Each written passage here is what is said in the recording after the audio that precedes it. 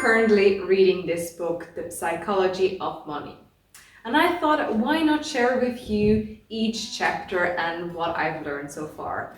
I have read already the first 2 chapters, which are No One's Crazy and Luck and Risk. So hopefully you can get also a bit of insight, and it might trigger you to think about it, reflect a bit, or even so that you buy it yourself and read it for you. So stay tuned. Every month I'll release new chapters for you, and I'll create later on a playlist for that. Hi, welcome back here on Ladies Mental. I'm Nina, and I hope we have an interesting conversation with each other today. It's a bit off topic, but on this channel I'm not also talking about minimalism, also about finance, simple living, and things that I'm interested in. So if that's something you want to be part of, yeah, subscribe to this channel and we'll see us in further videos. Chapter 1, as I said, is called No One's Crazy. What I've learned from it is that you have your own unique experience of life and the way you look through life as a lens.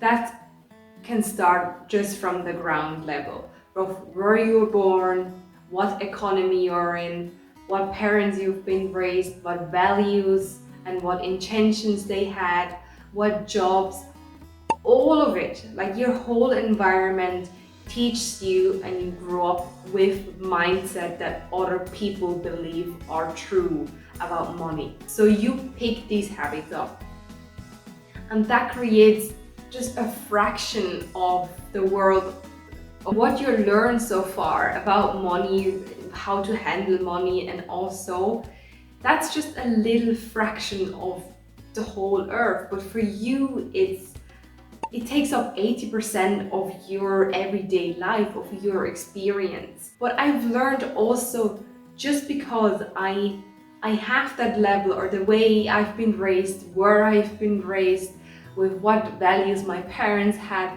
that doesn't mean you have to implement them yourself. I've learned that whatever I think is true about money, or the way I think money works, might be not true for you. We have both different experience, information about money. That doesn't mean that you or me are smarter or someone else more than you. That's not the case. It's just we have such a different background.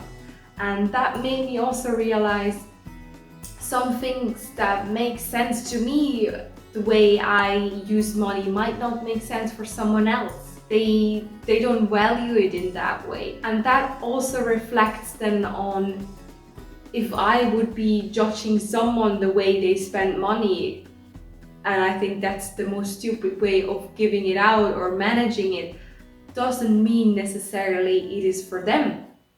So they have checked all the boxes that they want. Is it the right timing?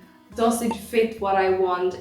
Like, everyone has these little checks, why they're doing something, what does the thing or that item they want to spend money on achieve, and what is the progress or what they get out of it.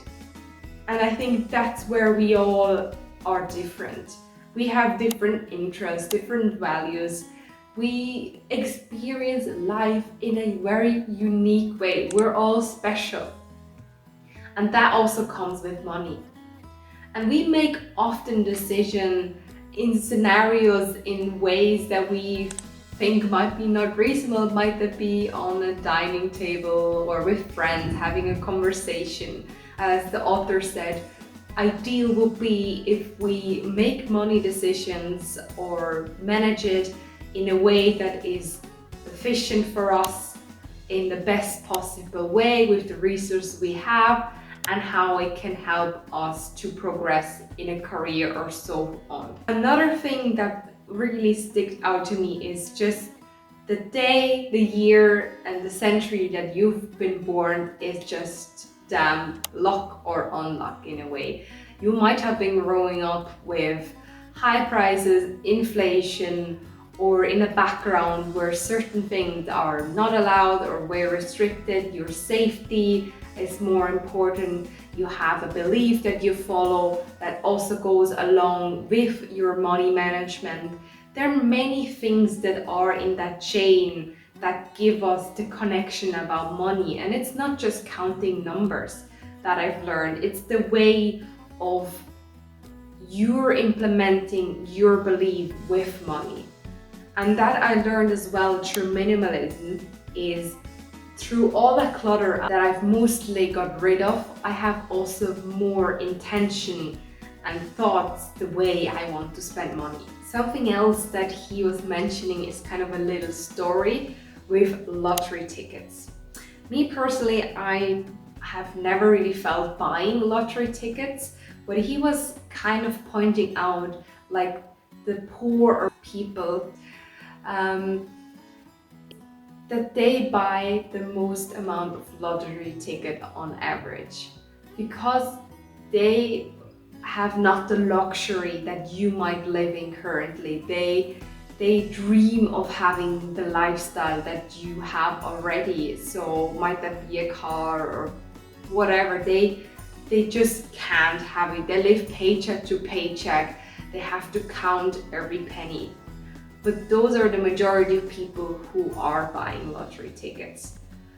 For me, that wouldn't be a financial responsible decision, neither for the author, but a person who has been asked said, for them it's purchasing a dream, a hope, or a little fraction of luck that they could have a dream. So they pay for a dream they might can have. And that makes sense for them because they check the boxes and that gives them also a good feeling.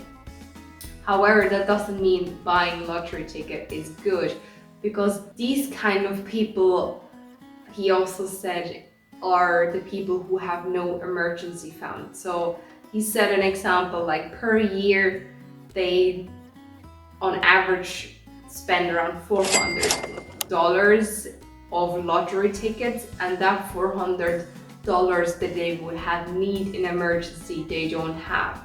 So you see that little thing, even though it might make sense for you, there is always a way that you can think outside the box or change your belief and values and the way you want to progress. So in that case, he said no one is crazy. You believe what is in your moment, in your unique moment in your life. That's the way you make decisions about money or in the environment you are. But that can be changed. You're not having to be restricted. And that gives me also a bit of further info now for the next chapter is luck and risk. The first thing he was mentioning is about Bill Gates. If Bill Gates did never go to that college that had a computer and he wouldn't have the chance to actually study or use the computer, Microsoft never would have existed. So these kind of little coincidences we can call luck. But it's not also luck. He also had the talent and the genius of progressing and having a use of these materials. And one of his schoolmates actually was also involved in this project, but later on, during their college time, he sadly died in an accident. The same age can have such a different life. From someone having a death and from someone who was having a success. They're very extreme examples.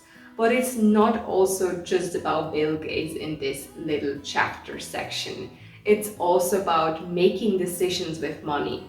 Investing in a fund or investing in something could be a good decision. You have well thought in it, but it might not turn out the way you had thought. It could be just that the investment was not good in the first place, so you have no return, or it might have been the opposite. It was a good decision and you got a reward of it. But he kind of really pointed it out very good, and I felt that's a point that I found myself in is I often feel like if I made a bad decision with money or in life in general, I really tend to find the exact solution or the exact reason why I have done that and why it came to that outcome of being bad or the worst case scenario.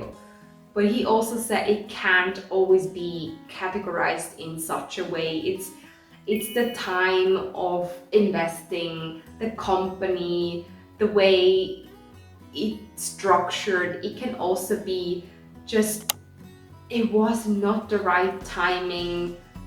You can always learn something out of it and not beating up yourself that much, because he's also saying some lessons have to be learned while you're experiencing it. You can't always, or that's what I believe also, is certain things they have to be experienced that you can learn the lesson. It is, you can read as much as you want about it, but you might not get there as far as if you would have experienced yourself. And when we tend to judge people for their luck or their surprisingly success, maybe we are not also thinking, yeah, they just got lucky. But behind that, it could be, behind that luck actually is success. They worked hard on it. They informed themselves.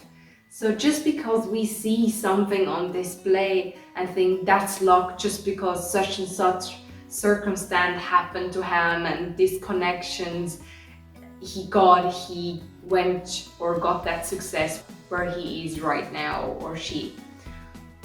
Yeah, that can happen, but still you don't see what's behind that reflection or that display, how many hours they have worked. And that also gave me a bit of a clarity in a way of, just because I feel like someone was lucky, it doesn't mean that they didn't put in the work. And the same goes for me. If I'm really having a good line, doesn't mean that I didn't put any work in it just because it looks so easy. You know what I mean? That really is the last thing I want to mention here is also, when you're making researches about money, how to avoid being poor, how to get successful, how to get as much money in a certain month, or these kind of questions that we all have to be financially successful, or at least free and in a way that we can just relax. It's finding resources in a very big environment. Don't narrow yourself down to just one person. And especially if you have influencer that they did it like in an instant or in a very risky way, it could be, yeah, it had worked out for them, but if they did just like a tiny little change, it could have been also the other way. So just because it worked for someone else doesn't necessarily mean that it works for you. So for me, that means, yeah, I'll take advice from people that are good with money, who are teaching people on social media or online or in school, but I want to keep those things also for me, finding the way that is true for me and the way I can adapt it. I want to have solutions that is easy to adapt for me, for my lifestyle. So I probably will research more in sections where people are, where I want to be in 2, 3, 4 years, or are around the same level. So these influencers or people have a bit of a bigger variety and more similarity to you, which can help you to give more variety, more options to your progress and management and financial freedom with money. It was very interesting so far to read these 2 chapters. Hopefully you can bring something further along into your life, have a bit of reflection. It's always good to come back or just write a few things down. As I was saying in the beginning, I'll release every month a new video about a new chapter, or 2 exactly. So as I said, the links are always in the bio later on for all the chapters. I'll make a playlist for that if you're interested. Further videos about minimalism and simple living will come out for sure. Thank you so much for your time here. I really appreciate you, and we see you the next time. Thank you so much. Bye.